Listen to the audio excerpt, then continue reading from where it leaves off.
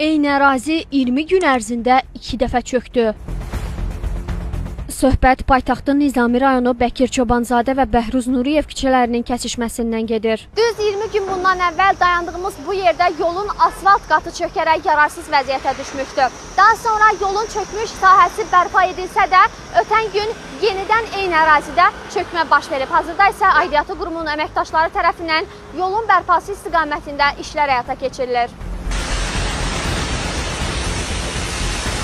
Aprelin 16-sı baş verən çökmə zamanı minik avtomobili həmin çuxura düşərək ciddi zərər görmüşdü. Sürücülər bildirirlər ki, ötən gündə həmin çuxura digər minik avtomobili düşüb. Onlar deyirlər ki, dayanıqlı təmir işləri aparılmadığından yağış yağan zaman yolda yenidən eyni vəziyyət yaranır.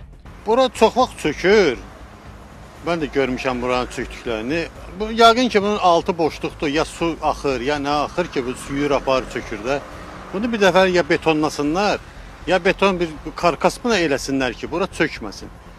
Camaat gəlir düşür, yazıqdır maşınlar, insanlar əziyyət çəkir, ziyana düşürlər, avtomobilləri xarab olur. Hətta bu günlər səhər bir şeyin şahidi oldum ki, ikinci dəfə də artıq ora maşın düşəcəkdi, son anda sürətlə gəlirdi.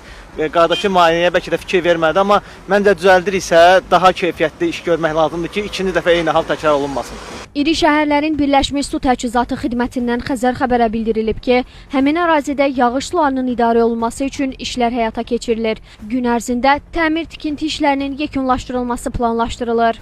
Avtomobil Yolları Dövlət Agentliyindən isə bildirilib ki, təmir-tikinti işləri yekunlaşdıqdan sonra çökmüş hissədə asfalt örtüyü yenidən bərpa ediləcək.